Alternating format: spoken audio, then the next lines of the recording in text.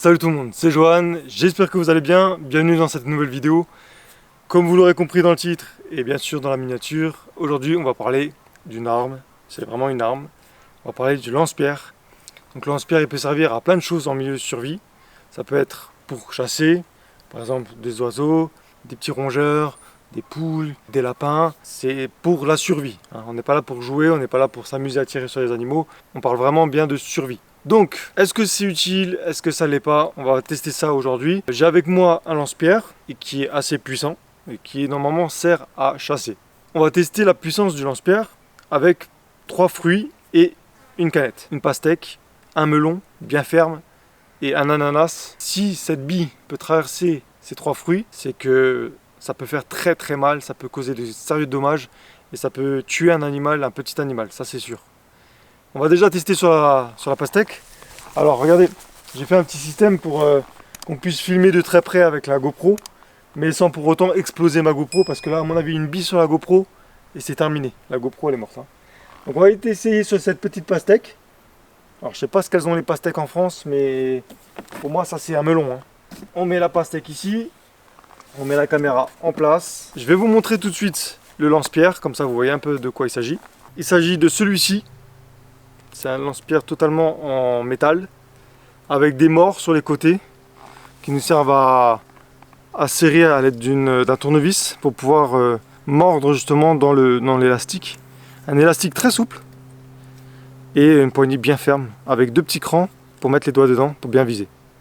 Alors attention à ne pas mettre le doigt trop haut, parce que sinon c'est le doigt qu'on va exploser, hein. Forcément dans la fronde là, un morceau de cuir pour saisir la bille.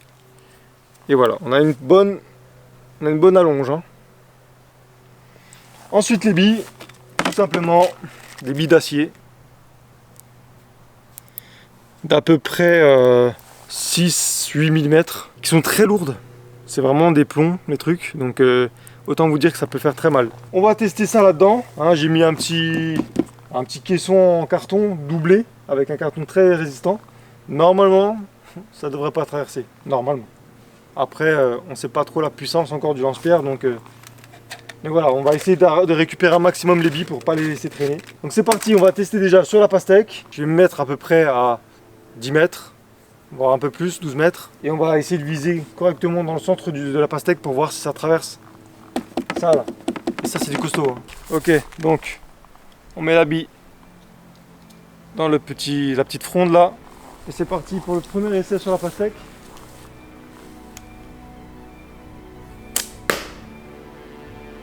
Oh putain, ça a traversé le carton je crois.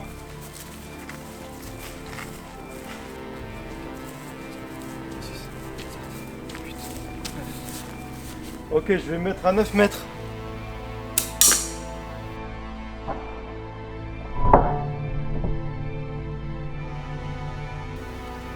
Eh ben heureusement qu'il y a la plaque.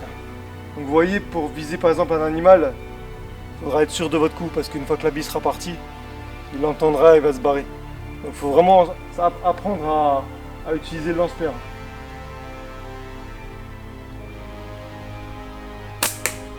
Touché. Un bel impact en bas avec une belle giclée de pastèque. Bon, j'ai réussi à la toucher en visant de la main gauche. Donc on va continuer comme ça.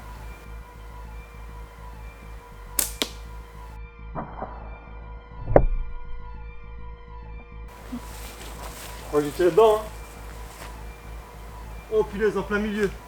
On s'est rapproché un petit peu, mais on est toujours à une certaine distance qui permet d'être à proximité d'un animal. Je veux dire, là où je vais être pour tirer, on peut trouver encore un animal sans qu'il s'enfuit. On va rester dans le réalisme, sans pour autant se mettre des complications.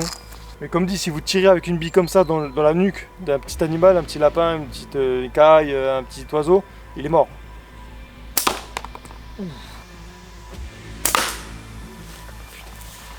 Là, la bille est partie dans le futur.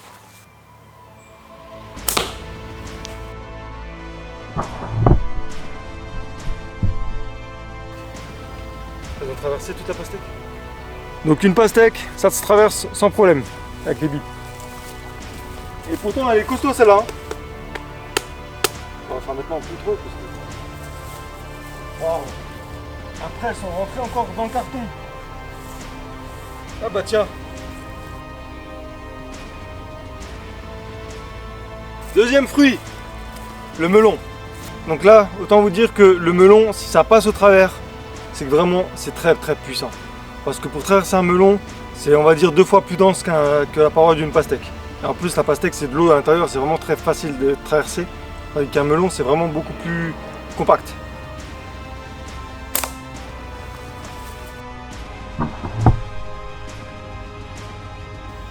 En plein dedans. En plein dedans.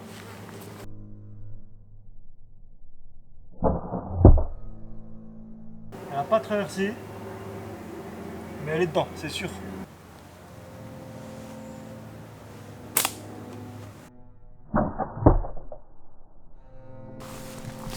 Donc, on a tiré 3 fois dans le melon.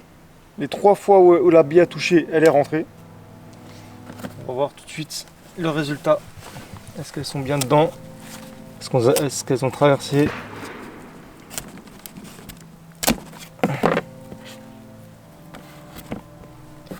Une, deux,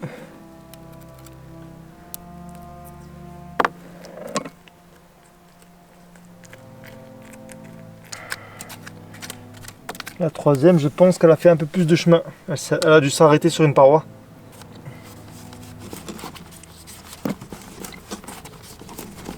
Je vois pas du tout. Bon bah écoutez, si je chie une perle ce soir, je vous le dis.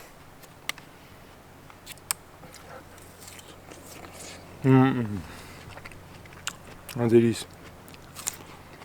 Maintenant on passe au fruit le plus dur, l'ananas. Et si ça passe la paroi d'un ananas, ça t'explose de la cervelle d'un oiseau. Autant vous dire que c'est utile pour chasser, si jamais vous êtes en mode survie. N'allez pas vous amuser à tirer sur des animaux pour le plaisir. Et voilà la dernière. Je la voyais en transparence. Ouais, comme dit, elle est allée au bout du melon. Elle s'est fait arrêter par la paroi. Ça y est, on va passer au fruit numéro 3, l'ananas. Donc là, si ça passe l'ananas, ça déglingue tout.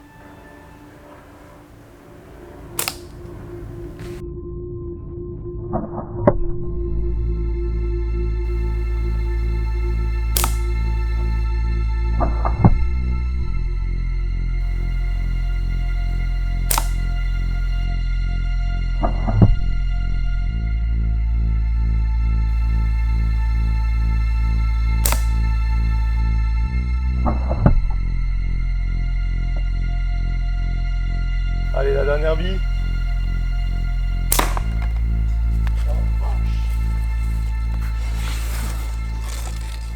Oh, truc de dingue. Bon, j'ai tiré, je crois, 5 fois sur l'ananas, c'est ça hein. J'ai vu à chaque fois des trucs giclés.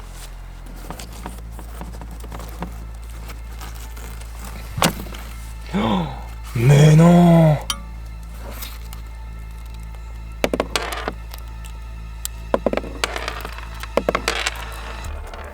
Je sais pas où sont les autres. Donc on avait 3 billes déjà. L'ananas c'est quand même vachement sous-coté.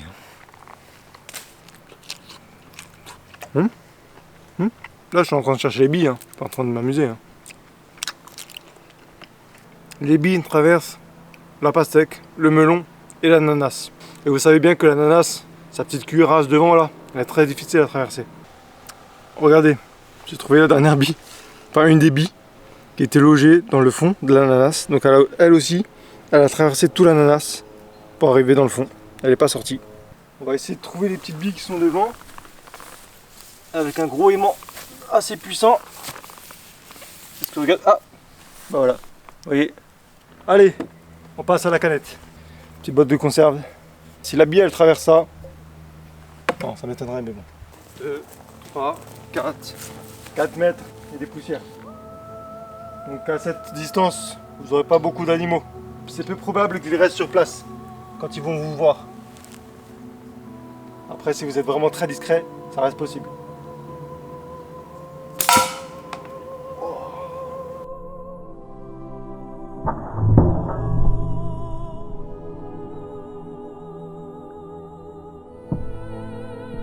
Ça rigole zéro quoi.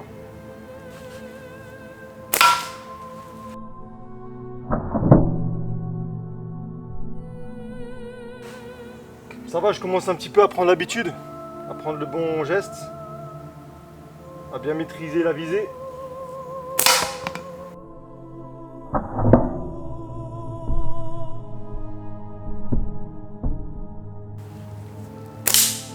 Oh, oh.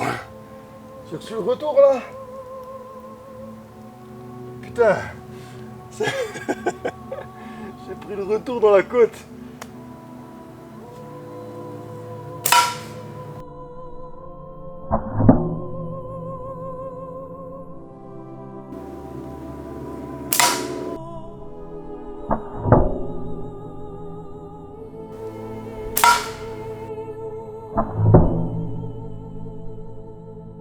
Bon écoute, c'est pas mal. Autant vous dire que la première elle a fait des dégâts. Hein. Elle a bien enfoncé la canette. Et pourtant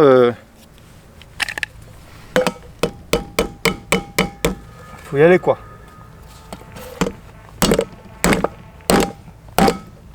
Pour faire l'enfoncement qu'elle a fait, vous avez vu là la force que je suis en train de mettre dans le manche du couteau.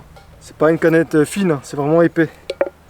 Donc ouais, ça fait très mal. C'est impressionnant la puissance que ça a. Là, il y a deux cartons très épais. Il y a un qui a une pliure comme ça et un autre à l'intérieur qui a aussi du plastique dessus. Donc c'est doublé de carton. Il faut mettre quand même une sacrée force pour traverser le carton.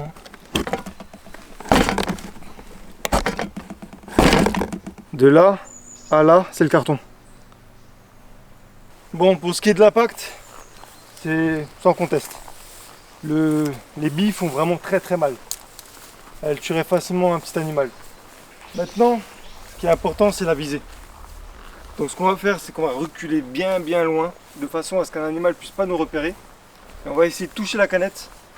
Et là, on est vraiment loin. Là, on est facilement à 15 mètres, 20 mètres. Donc là, j'aperçois un petit lapro, un petit lapin. Et moi, j'ai faim.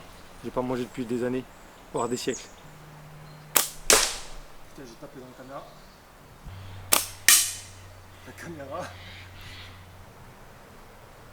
Ça va, c'est assez rapide de la charger.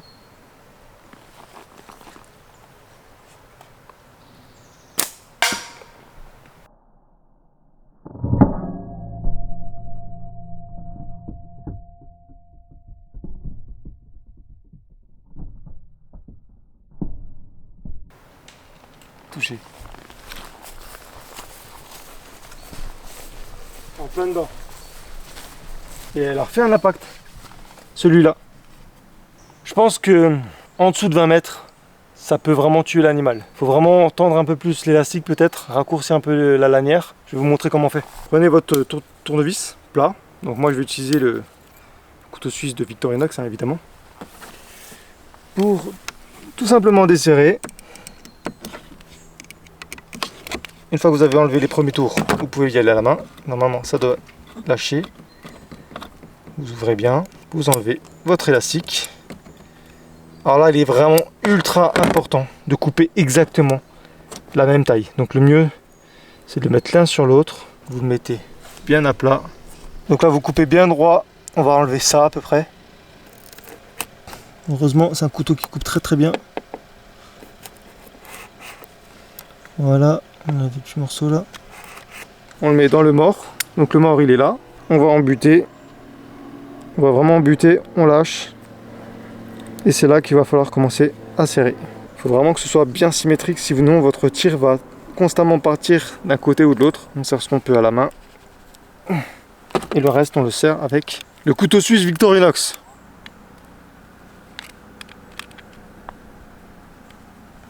Et là, il est pareil. On a raccourci la longe, donc elle sera beaucoup plus puissante. On va faire un petit test.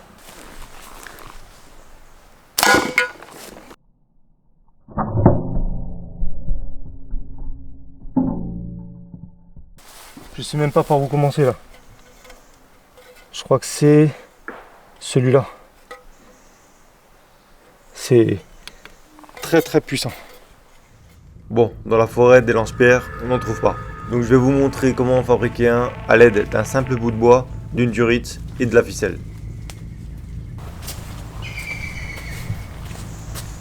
On cherche un arbre avec des branches justement qui partent en Y pour essayer de fabriquer un lance-pierre. Je ne sais pas si on va en trouver un ici. Il y a beaucoup de grosses végétations vertes, des roseaux et tout ça. Mais peu d'arbres.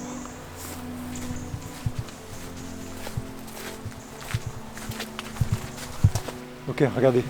Là on est tombé sur une branche qui part un peu en Y comme ça. Donc je vais essayer de prendre cette branche là.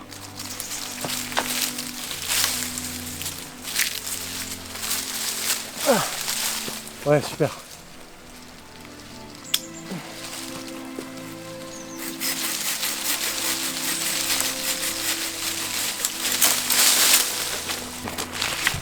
On va essayer de faire quelque chose d'assez long.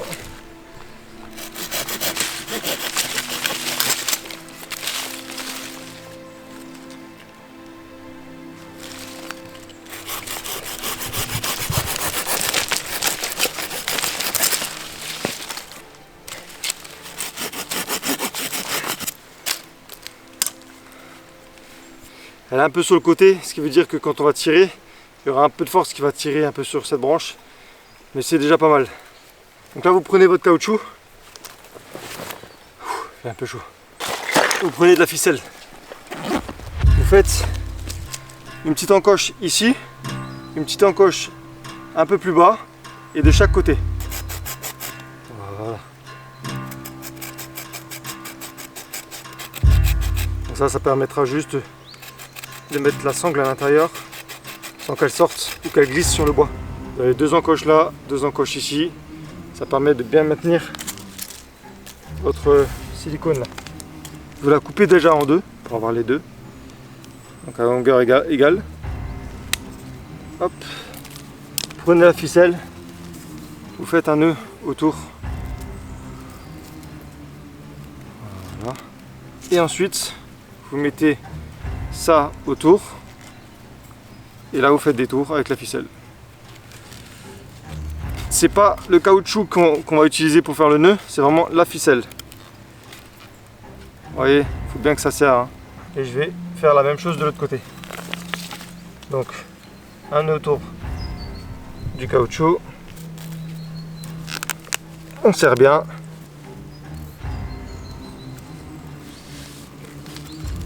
Voilà. Et là, vous serrez bien le caoutchouc dans la rainure.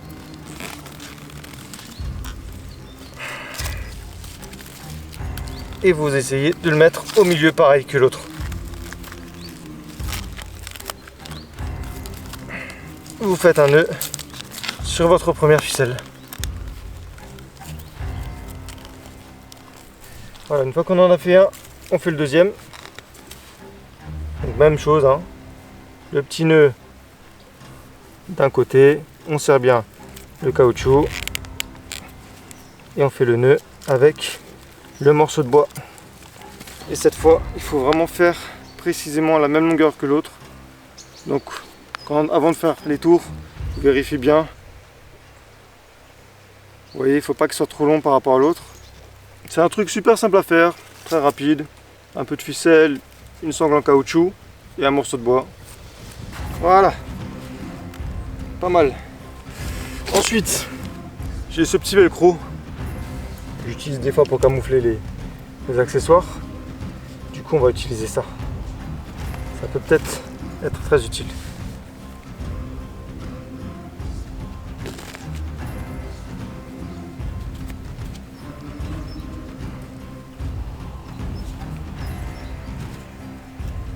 Voilà. Et votre lance-pierre, il est pareil. On va mettre une petite caillasse dedans pour voir si ça marche.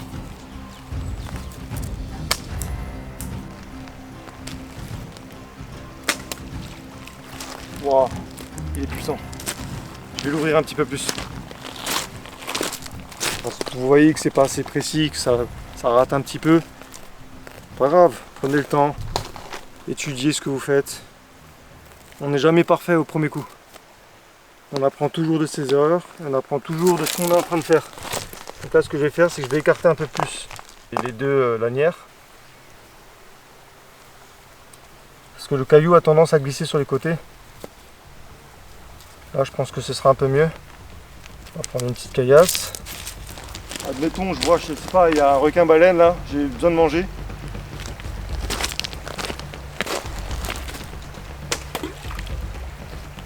Il y a un cachalot à poil long. C'est très puissant. C'est vraiment précis en plus. Hein. J'ai essayé de tirer dans mon car.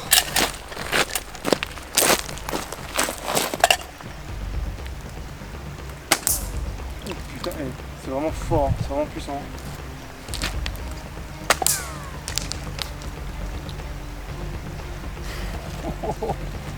La violence du truc, je crois qu'il est plus puissant que le lance-pierre que j'ai.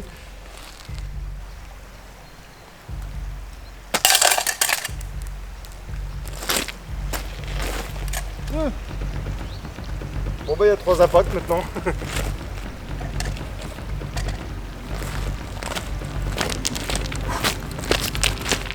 Là vous voyez, je vois une escalope qui passe devant moi.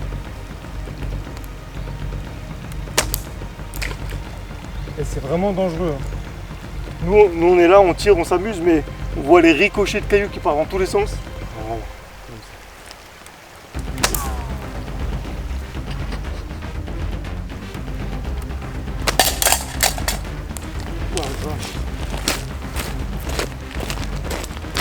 Mais non! J'ai éclaté mon car!